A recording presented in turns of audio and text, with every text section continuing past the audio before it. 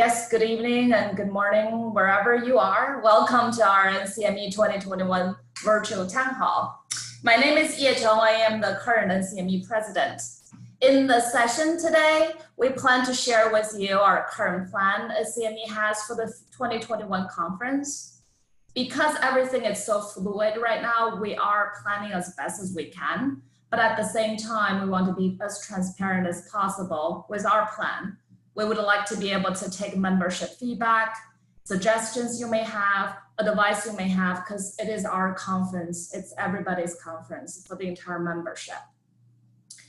So first of all, allow me to introduce our team. So I am Ye Cheng, I am the fearless leader here. For my real job, and my boss is on the call that I saw, I work for Pearson. I am the Vice President of Psychometric and Research Services. I oversee our psychometric work in both K-12 large-scale assessment, as well as in the licensure certification programs. I will let our team members introduce themselves. We'll start with Sarah. Hey everyone, my name is Sarah Quesson and I'm a senior research scientist here at Pearson. So technically my boss is always on the call.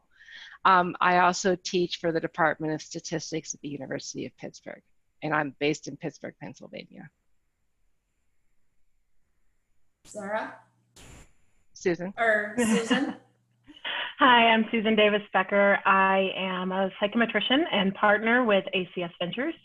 In that role, I consult with testing programs in K-12 and licensure and certification.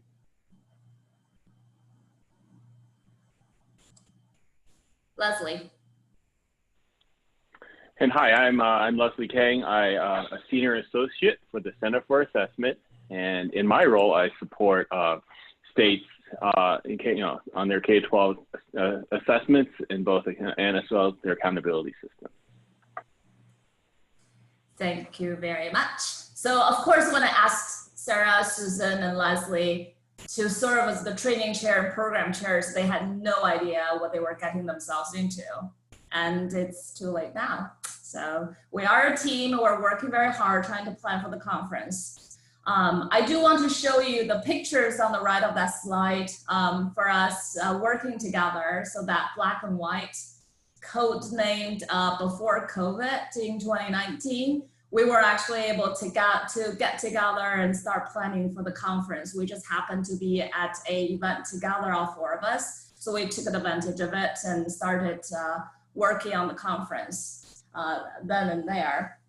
We have been meeting every other week since January. It's a lot of work. It's a lot of planning for the conference itself. And especially this year, we have a extra twist in the process. So in today's presentation, if we go to the next slide, what we're planning to do is to lay out our current plan. We will have some time for a Q&A discussion, mainly touching upon some questions that we have a lot of interest from our members. We would also open up at the end for some live Q&A, as well as some suggestions and advice that you may have for our planning for the 2021 conference. Feel free to use the chat feature within Zoom to share your thoughts as we go through the presentation. So going to the next slide, for the 2021 conference, the theme I came up with was to bridge research and practice. I myself am a practitioner through and through. I've been with Pearson for about 15 years. And I've been with the K-12 assessment as well as licensure certification. I truly believe research is the core of our field. It's what's pushing us forward and continue to move forward. But at the same time, practice is where we can reach tens and thousands of people, and that's where a lot of the important decisions are made. I would like to call for a very tighter relationship between research and practice, and hence the theme. So we're gonna be focusing on some sessions around those themes. And obviously COVID has changed our lives, and it also is shaping our field in many different ways, both short-term and long-term. So we're gonna be dedicated part of the conference to COVID's impact to measurement and our practices. So a few highlights, I want to highlight some of the major changes we have for the 2021 conference. First of all, everybody probably has already noticed, we are temporarily separating from AERA for 2021 only. We will have our conference in June instead of the typical April timeframe. The reason to separate temporarily from AERA was solely because AERA has decided to move their conference to a virtual presence, whereas for NCME, because we're smaller and because we're more nimble, we wanted to have a little bit more time to see if an in-person conference is still possible for June next year. Of course, we're going to be monitoring the situation very closely. We want to make sure we have a safe place to meet before we commit to the in-person. But we are still planning for that possibility. In terms of the conference format, it's going to be a special hybrid format. We are going to be allowing both in-person as well as virtual participation, as well as attendance. So if you're a presenter and you decide not to attend the conference in person, that is totally fine. We will accommodate for virtual presentation as well. So these are the major changes that we have for the 2021. I'm gonna turn it over, I guess, to Leslie to talk about some of the timeline and all that good stuff about the conference. Thank you, Ye. So as Ye's mentioned, we've been going at it away, and it just occurred to me when I saw those pictures that Ye was sharing about. This conference will end up being like 2 years in the making. We first met in June 2019, and if all goes well, the conference will occur in June of 2021. And so leading up to that date, you can see here's just some of the key dates that some of them you may be aware of, and others we want to highlight for you. So the call for proposal or call for paper was actually released back in early mid-August, on August 10th. So that's actually 2 months later than usually it's released. And part of it was to figure out some of the logistics, as Ye was just articulating. Because of that, we have shifted back the deadline for proposals to give you the full 2 months from when the call is released to preparing your proposals. So the due date to circle in your calendar right now is October 9th, 2020, which is just over 2 weeks away from today. With that, once we get all the proposals, we'll be hard at work and assigning reviewers to review the proposals and making proposal decisions. This year, our plan is to notify you of proposal decisions in December of 2020, which is a month later than usual. And one thing you'll notice if you've already submitted a proposal is that when you submit the proposal, we do do a straw poll to find out what your current plans are in terms of attending the conference in June. Now, obviously, we know a lot can change before June. In fact, things seem to be changing on a week-by-week basis. So this is by no means a commitment when you indicate that in your proposal. And then later on in January, really to help us plan out the actual program, we're going to reach out to those of you who have had your proposal accepted to find out what your updated plan for attendance is, whether you plan to attend in person or virtual. And just so you know, at that point, that is by no means a commitment either. This is just to help as we start laying out the program, putting sessions together of people that are likely to attend in person and those that are likely to attend virtually. So you will get a note. If you get your proposal accepted, we will be reaching out to you sometime in January. And then officially, we will notify you of your session dates and time in February of 2021, with the final program coming around April of 2021. Now, as you'll find out, we've structured this to hopefully maximize participation and flexibility. And given the success of a lot of the virtual sessions that occurred this past summer, we will actually we are planning to offer some advanced NCME 2021 sessions via virtual platform only in the weeks leading up to the actual in-person annual meeting. And that is kind of to allow for, again, most people, more presentations to be given. And for those who are given that advanced session, you'll almost get like a spotlight in the sense that you'll be one of the few sessions being given online and probably have pretty good participation. And then, of course, that will lead into the actual annual meeting where we'll have both in-person and virtual. So we are, as Ye mentioned, planning a hybrid format. And of course, that date is June the 8th, 2021.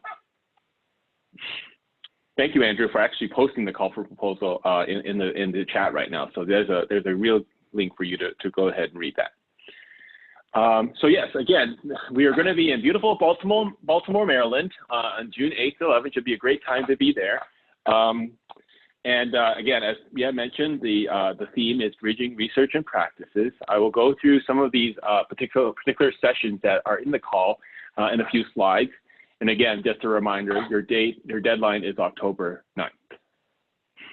Now, for those of you who are a baseball fan like me, you'll get excited about this picture. So the actual hotel that we've chosen for our conference hotel, at least we're told, actually oversees Camden Yards, where the Baltimore Orioles play. And our understanding, at least from the MLB schedule, is there actually is a game there that week.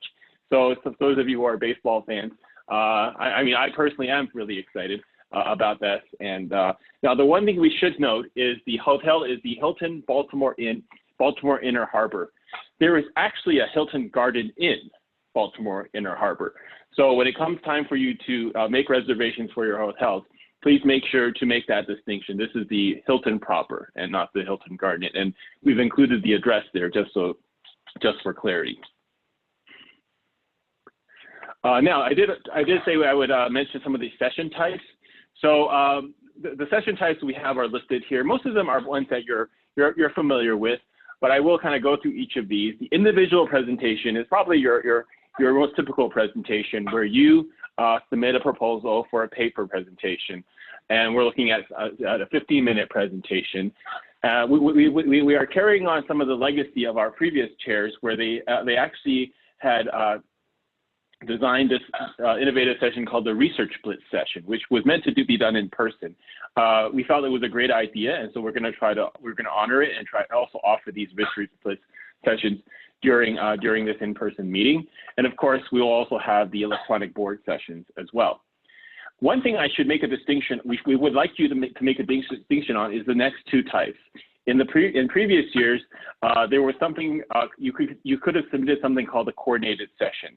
And in that, there was kind of some confusion, because it could be coordinated, a bunch of papers, coordinated with maybe a moderator or discussant chosen by the group. Sometimes that's called a symposium, and submitted that way. Or it simply could be a group of experts speaking on a topic with actually no papers. Given that kind of different types of coordinated sessions that could occur, we decided to actually distinguish between those this time. So again, to repeat, a coordinated paper session, when you submit that, is a set of papers, at least 3 papers is kind of the requirements in the system, at least 3 papers. And you, again, you can feel free to choose your own moderator and discuss it and submit that as a group. And in that case, you're planning for a 90-minute session. An organized discussion does not require you to actually submit a paper. It's probably centered around some sort of theme that you actually brought in some people that have been doing either research or practical work on, and have them kind of discuss the theme. So that's the distinction we're making here. And you also give it 90 minutes for that session as well. So we've made that distinction in this year's submission. As usual, we'll have training sessions, which is something that, of course, Sarah's in charge of, and you can have 2-hour, 4-hour, or full day training sessions, which would be 8 hours.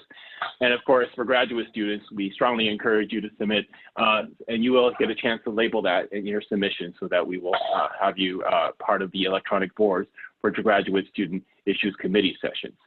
One thing we would like to highlight, and this is obviously very timely given the events that have occurred this year, is that there is a diversity, NCME has a diversity issues and testing sessions, and invited sessions. And it's not invited in the sense that we've invited anybody per se, and this is something that is actually not new. This is actually, that was something that was an option last year as well, but we felt we wanted to highlight it this time, is that when you submit your paper and you want to be considered for this special session about diversity issues, please indicate that as part of your proposal submission.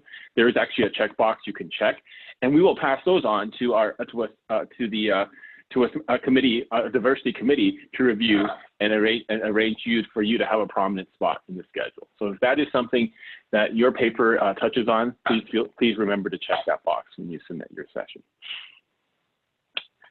The final slide I have here is just about the actual submission system. I've included the link up here, and probably will copy and paste it into the chat box later on. We do use a system called All Academic for proposal submission, and there's just a couple of screenshots. One thing that we should note, and this is hopefully an improvement from previous years, and we want to thank our management group for helping us accomplish this, is in previous years you actually had to have two different sign-ons, one for the NCME website and one for All Academic. Earlier this year, through the efforts of our management company and the system team, we've managed to accomplish single sign-on. So you should be able to use the same login and password that you use for the NCME website to sign on into All Academic. That has already been done for you. Once you sign in, you will see a submitter menu like you see here on the left. And here, of course, we'd like to just promote both in terms of submitting your proposals, but also we are definitely looking for volunteers to be discussants, chairs, and or reviewers.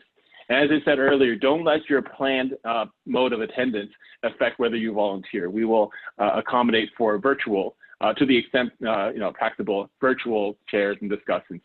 And definitely we would love for you to be a reviewer. So please click on that if that's something of interest to you. But when you click on the submit or edit proposals, you will see the list of different types of proposals you can submit. And so click on the one there and there will be boxes to fill out. We've definitely gotten several questions from people as they've used the system. Sometimes they are actually features, not bugs, features that we need fixing, and we try and we will say the All Academic team is really quick on fixing any features that we detect. So if you have any questions at all, please do not hesitate to email us as you are submitting your proposal. So with that, I will turn it over now to Susan, who will actually start addressing some of the questions and answers that you may have. And of course, we are open to hearing your questions as well. Susan? Sure. So we've got a few questions and answers we want to go through. These are things that we've already been asked or questions that we tried to anticipate. We've also got some of this text posted on the NCME website on the conference specific page. So it's there. We plan to update it after this call. But we want to go through a few of these, and then afterwards we'll open up the floor to anyone who wants to ask a question or share an idea. Okay, so just a couple of general questions. First is, how are we dealing with this, with the uncertainty of COVID-19? Well, if only we could see to the future.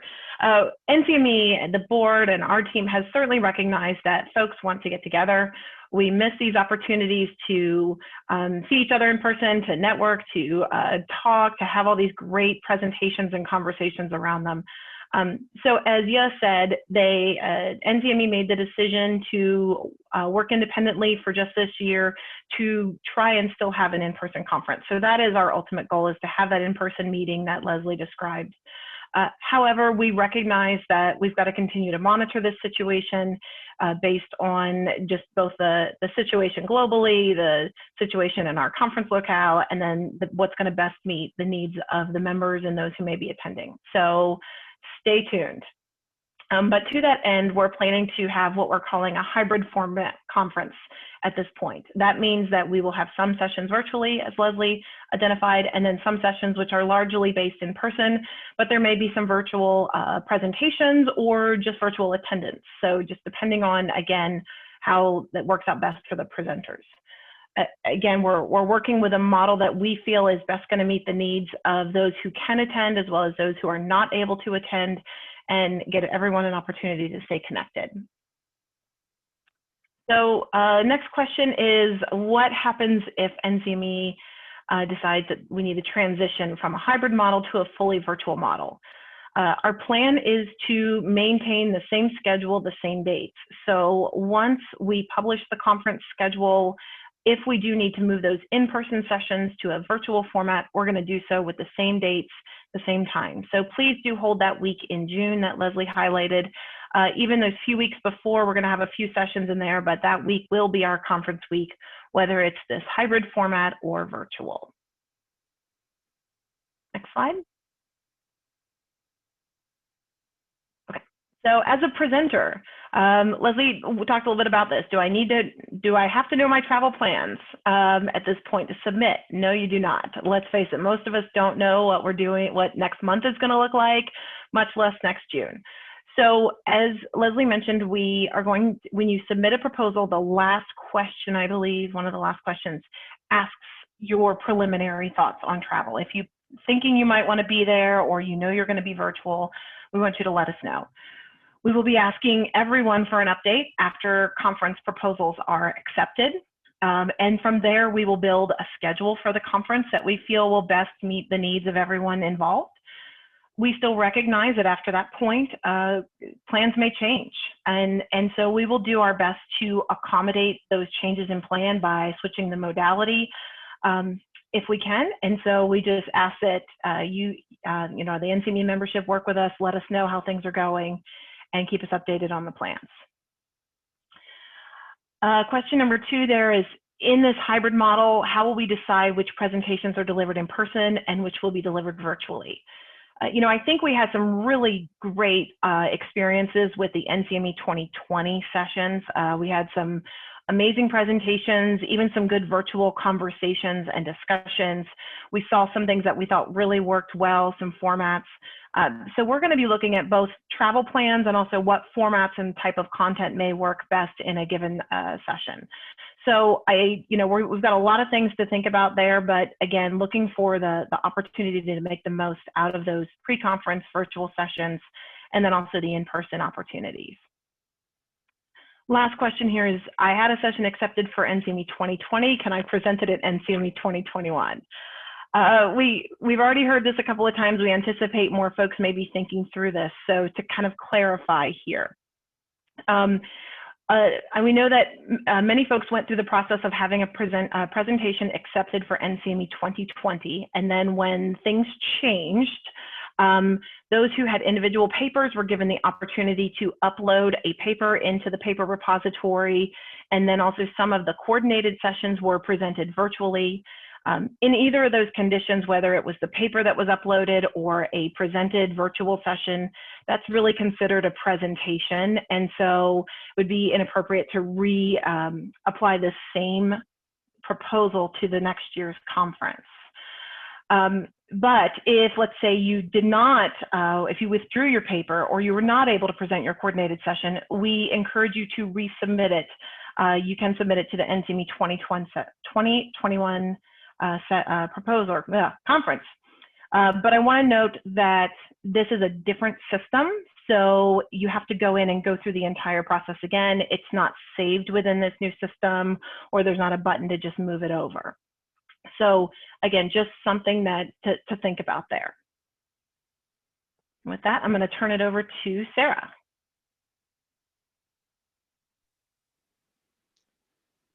Thanks. And Leslie, if you could go to the next slide, please. And Leslie did a nice job of speaking to this earlier when showing the screenshots from all academics. So I just want to emphasize that we are still looking for volunteers. And if you aren't confident you won't be there in person, that shouldn't be that shouldn't discourage you from volunteering. So we are looking for reviewers, chairs, and discussants. You volunteer right in the all academic site, the same place where you would be submitting a proposal. You can volunteer without submitting. You can volunteer and submit. And please do reach out and volunteer. We'll ask you a few questions about your areas of practice, your areas of expertise, so we can best match you to where we have the greatest need. Just because you submit doesn't mean you'll necessarily be chosen, but we are looking for membership involvement, and we do appreciate folks who do step up and are willing to volunteer. And we'll need virtual volunteers for virtual sessions and in-person volunteers for in-person sessions. So there'll be something for everyone, attendees and volunteers, which kind of leads to the next slide, Leslie. So the last question that we're going through, or the last area on the general overview that we're talking about, is for attendees. So what's it going to be like to attend virtually? And we're still and as yeah indicated, we're meeting every other week. We're still really putting our heads together to figure this out. And there is an email address right in the FAQ that I linked to in the chat where you can reach out and give us your suggestions and recommendations. We know the virtual sessions can work.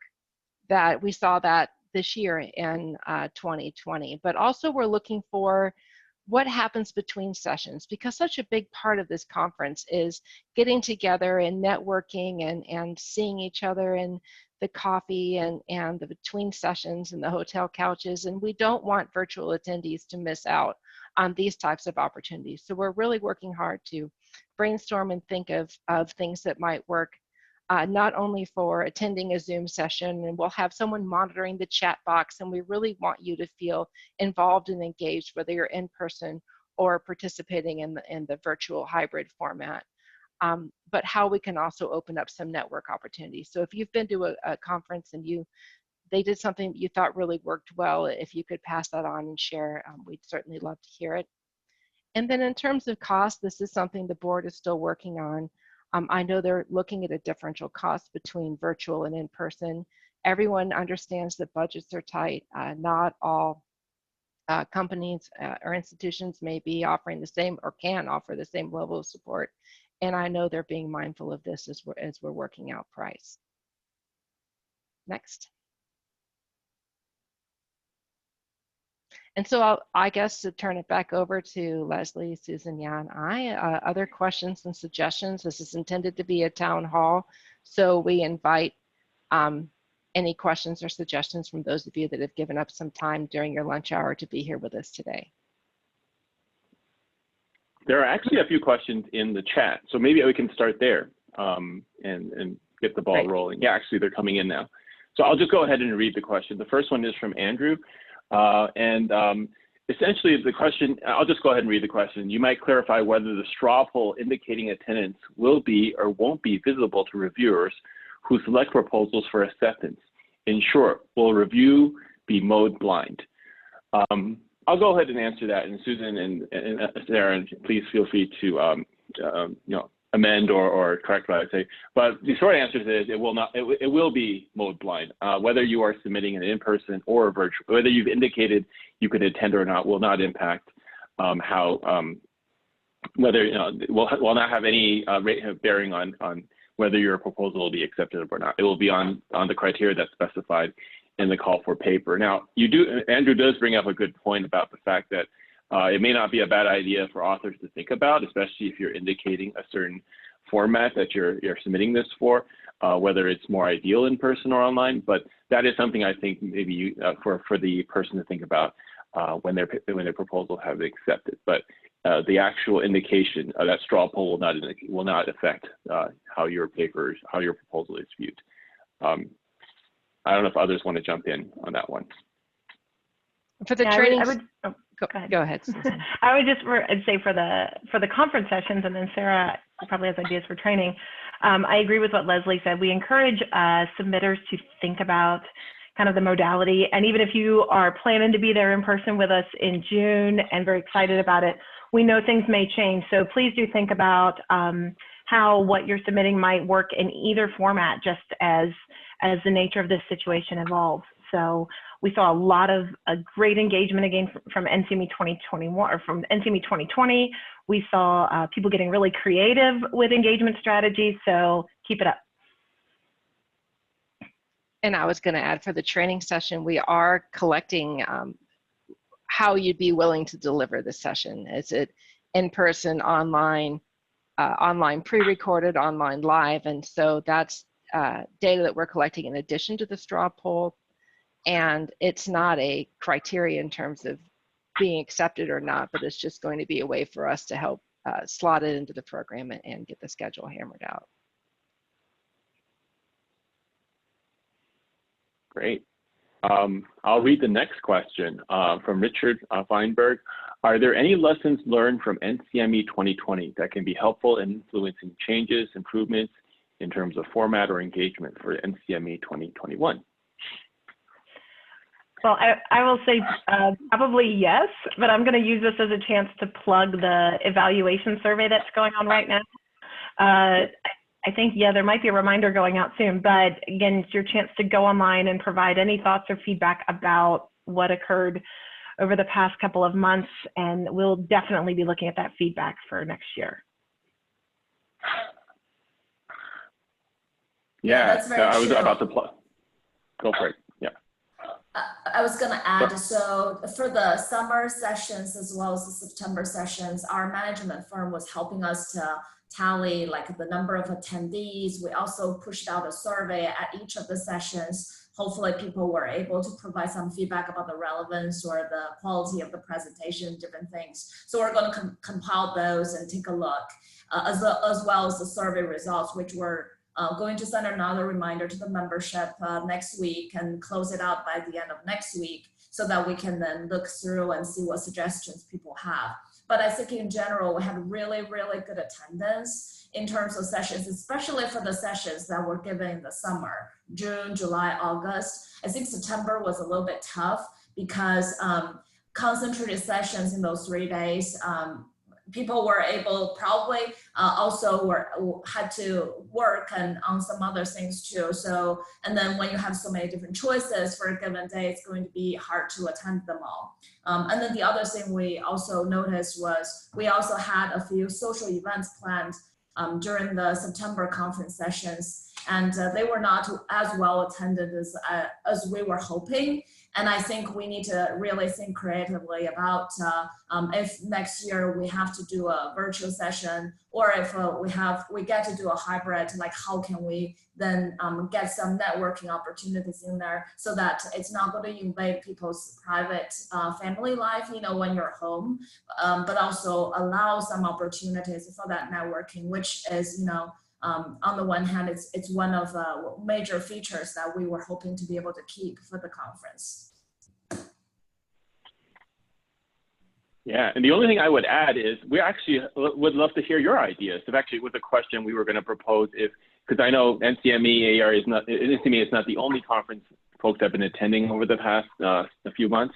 If you've attended any conference, and I'll actually go ahead and read a comment that Tia gave about PSYOP, which actually is exactly the type of feedback we're looking to hear from you. It says, I had the opportunity to attend PSYOP's virtual conference via WOVA this year. I think the organizers did a fabulous job with the conference. I would recommend reaching out to PSYOP. I had a lot of fun and was engaged for its 2-week duration. I even think I did more networking than I would have at an on-site conference. So yes, this is exactly the feedback. We'd love to hear ideas and lessons learned or experiences you've had in other conferences to help make this as engaging and as rewarding as it can be. And I'll just add, not only for attendees, but presenters. We'll be reaching out to presenters to see what worked, what didn't, particularly for the training sessions. You know, teaching and presenting online is a different skill set for a lot of folks than in person. And so we're looking for feedback across the board. Cool. So the next question, it looks like, is from Mike. By virtual, do you mean live online or pre-recorded? Will attendees be required to log on at a specific time in order to view a session? Great question. So we are still talking about how all the technology will work, but I think one of the things we've really enjoyed from these summer sessions and the conference a couple of weeks ago is that live interaction. So we are hoping to kind of continue that into the 2021 conference. However, one potential advantage of having this hybrid mode is that we would be able to record more of this. So while you can log on at a certain time to be in that live engagement and chatting with the presenters, there would be the opportunity to view the sessions later if we're able to capture all of them in a reasonable quality recording. So in a way, you get to maybe see more than just our traditional in-person conference where you only can see one per time slot.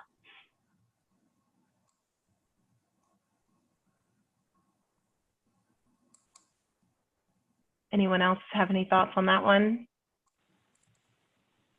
I think you answered it really well. Thanks, Susan. I see another question coming in about organizations having budget curtailment, and could, you know, the restriction could be going beyond 2021, even going to 2022 and such. And I appreciate the question. That's something we definitely want to continue to think about. I mean, on the one hand, COVID, put so much constraints in what we do, but then on the other hand, it really challenges us to think outside the box and challenges us even moving forward with how we want to continue with the conference. Like, for example, do we want to do some of the advanced sessions before the actual conference from moving forward? I think a lot of such considerations can go into how we want to continue to shape NCME. One of the advantages or silver lining from the 2020 conference virtual sessions, as Susan mentioned, was we were able to record most of the sessions, and they're now forever on YouTube channel. NCME has a YouTube channel now that can be available to people. The other thing that I didn't really think about until I realized that from the attendees was we were able to actually reach a much larger audience this time around. People who were not able to attend in the conference in the past for in-person portion, they were able to dial in and watch some of the live sessions and be able to participate. And so that all challenges us about how we want to move our organization forward and move our conference forward. So I appreciate that question. I'll definitely bring that up with the board to think about our future from that perspective.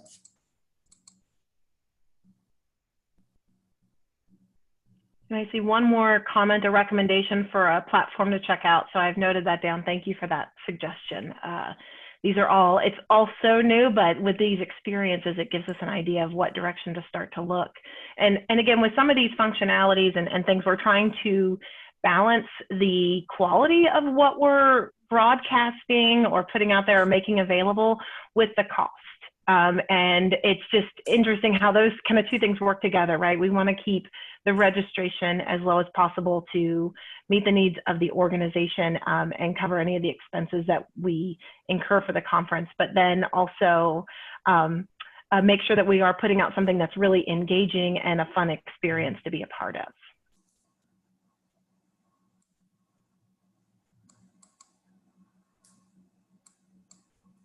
Do we have any other questions coming in about the session? Like we were mentioning earlier, this is so new to all of us. Very, very new, very uncharted territory.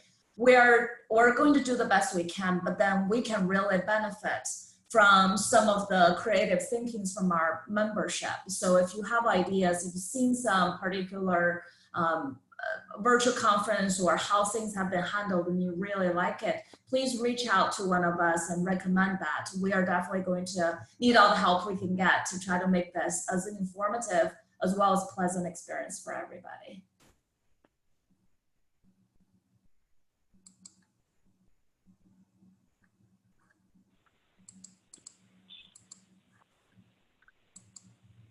For those maybe who might be thinking it, like me as a baseball fan and wondering which team Baltimore's playing, it's the New York Mets. So it's anyways on the call. He's probably celebrating right now. I would say, and no, I don't think anyone noticed, Leslie, in your presentation that we did get rid of one thing. Well, didn't get rid of it, but we decided not to include any 2-hour paper sessions. And if someone says, right, these seem shorter this year, we did decide to limit the paper sessions to 90 minutes. That's going to allow us just a little bit easier of a puzzle to put together as we think about putting together the pre-conference and conference sessions, and then mixing those around, shuffling things if we need to based on changes in plans and stuff. So that'll give us more, we're trying to take advantage of, again, this opportunity that we have to, as Yas said, create more networking opportunities, some fun breaks if you're going to be with us in person, and just really have that time to be together as a professional group. And so any ideas, again, thinking outside the box here, we welcome them, because this is our chance to really take advantage of the situation.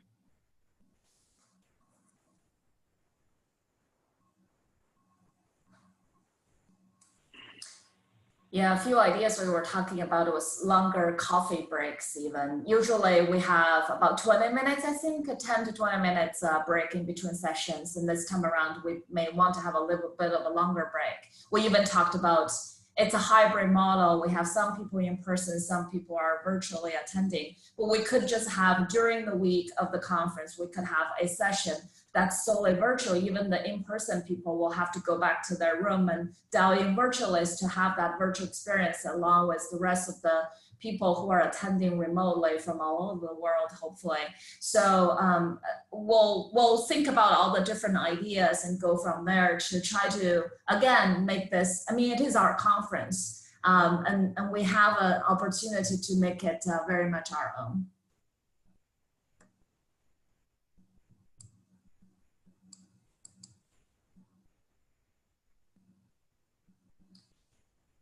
I see some other questions coming in through chat about NCME. What role will the NCME play? So many of you probably are aware, we are piloting a few NCMEs, a significant interest group. There's a NCME on licensure certification group. There's a NCME on the local and state testing leaders within local and state agencies. There's also NCME on equating and scaling advanced issues and contemporary issues in scaling, equating, etc. So if you haven't seen those, you can go into the NCME website, and it's spelled NCME with 3 I's in there to look them up and see if you're interested in joining any of those.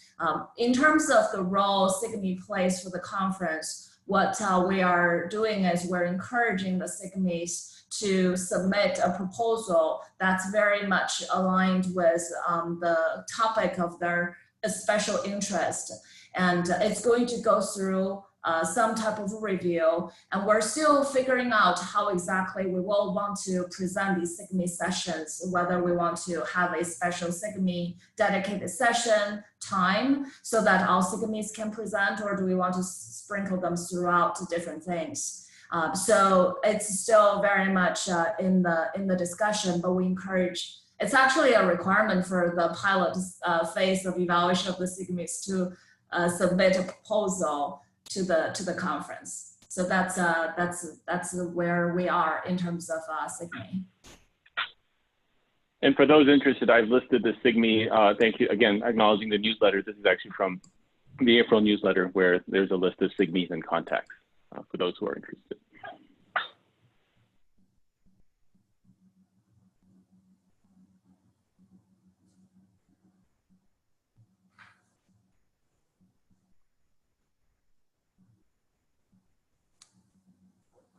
I guess one last thing I want to highlight from the call for proposals is that, like everywhere else in our lives, we did mention COVID. So, yeah, would you like to share anything about, kind of the way you see that impact on our industry connecting to the theme that you put for the conference?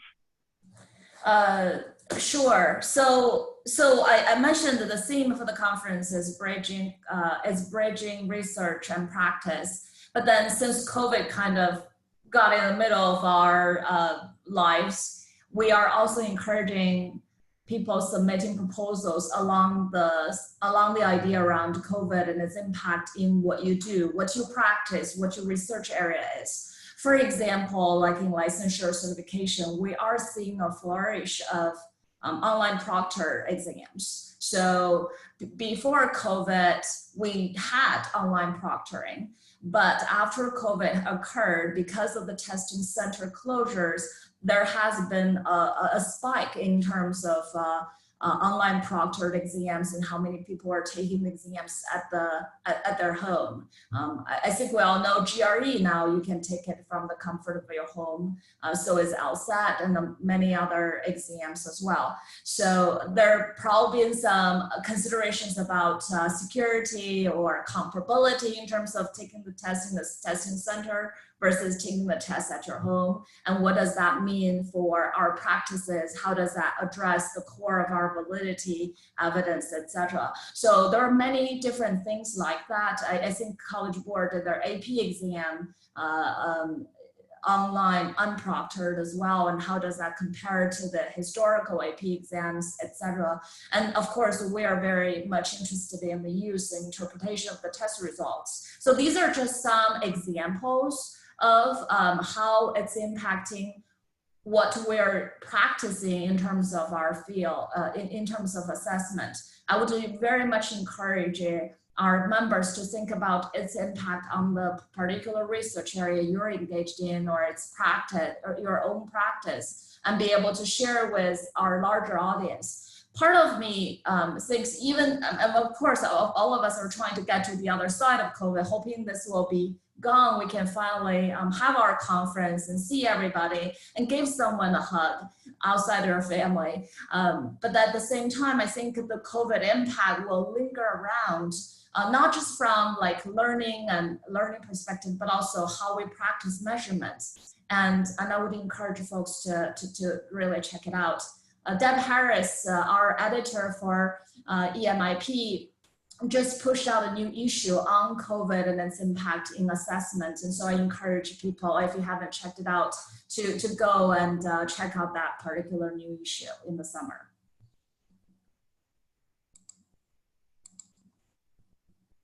Great, and I think there's a great question for you here in the chat, because it kind of speaks larger to NCME's mission. It says, on the theme of the conference, I work for UNICEF in New York. Even though I've been a member of NCME for a long time, I've never thought of this community as a go-to place when it comes to multicultural international assessment practice. Now we have a pressing need to support education staff, practitioners in our country offices as they navigate assessment in this world of COVID-19. And we're looking everywhere for lessons. How committed is NCME to engage in this space? That's an excellent question. So one of the things, and I think that's been true for quite a few presents up to where I am, one of the things we have been working on was to continue to broaden our membership. We want this to be an organization for researchers, for practitioners, for people who are engaged in the research and practice of assessment. And that certainly includes multicultural international assessments and various practices along those lines as well. What we're hoping to be able to do is to make NCME relevant for all the measurement professionals, assessment professionals. And so we have a particular aspect for anybody who is engaged in this area to be able to come in and find some interesting topics that you actually would be interested in and want to engage in. So that's what we are hoping to be able to do. And we really need our membership to support our vision. I guess my counter encouragement for Kathleen is then submit a proposal, show us what you care about, and then we can then continue to grow our audiences and our members engage in this particular space. But at the end of the day, what we're hoping is we want NCME to be an intellectual home for all measurement all measurement professionals, but at the same time, we need all these measurement professionals to make NCME relevant for people who are using assessments. And I see Randy is putting in some chats into is putting into some chats about international experiences around multilingual, multicultural. I think NCME is actually sponsoring a particular organization engaging international assessment. We're also a member of the ITC as well, International Testing Commission, I think. So we are making these progress. When Randy Bennett was the president, I think one of the initiatives he had was to grow membership, especially try to expand into the international sector of things. And one of the initiatives was to try to publish international journals as well. Anyway, Kathleen, I hope we answered your question, but if you have some specific ideas on how the organization can continue to engage, we're all ears. Yeah, I thank you very much. I thank you for the response, and I'm aware I've been a member of ITC, even though I sort of fell off by the wayside. Yes, my head was just cranking of thinking of what kind of, when I look at the type of themes that we are covering here, as a practitioner and not anymore a hardcore measurement.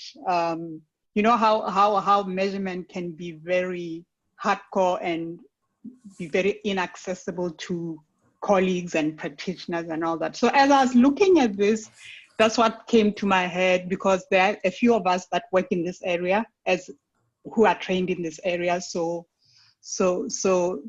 definitely it's a good thing to think about and to interest people in really, and to actually hook up with others that work in this area, in this group.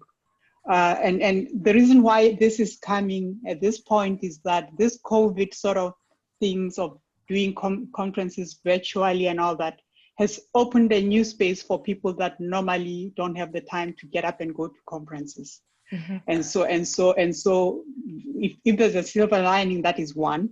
And so I have sat through a number of sessions just because now I can do that and schedule them as I'm doing other things in the day. So I'm thinking that is pretty much a very untapped area.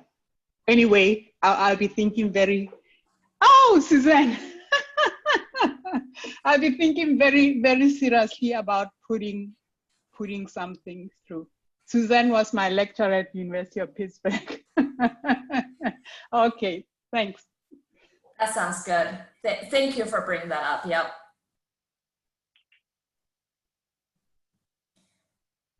Any other questions from people or things that you want you would like to encourage us to think about? I mean, obviously this is one forum, but you have the program chair's email, so email them. You have my email as well. Please email me and Sarah. Let us know what advice, what suggestion you would have. We can, like I said before, we can use all the help we can get. We want to make this conference a success and help us make this a conference for all of our membership. If we don't have any other questions, any other comments from Sarah or Susan, Leslie, before we close it out? I'll just say that we'll continue to communicate as more decisions are made or plans are updated. So keep an eye out on those emails from NCME, and we'll try to also update the website. Yeah, and I'll just say, just to kind of give a shout out to the actual website, to our webmasters, Brian Leventhal and Matt Gartner. They are actually constantly updating the website with information, and so everything we presented here, you can find there. Also, if you ever notice, there's always Easter eggs on our website. For instance, if you want to learn more about crab cakes, this is actually a great place to go learn about that too. So yeah, do check out the website, if anything, just for the Easter eggs and the actual information as well. And just to say thank you to everyone for being flexible and patient, as we were a little later this year, and as we're pulling things together, and for folks considering a training session, being flexible about mode of delivery and willing to try something new. We really appreciate it. Yeah, and thanks to Sarah, Susan, Leslie for trying to plan a conference that we've never planned before. So that's really a lot of heavy lifting. So I appreciate everybody's interest. Thank you so much for your time attending our virtual town hall today. Like I said, please reach out if you have suggestions or advice. And I hope to see you all in Baltimore next year.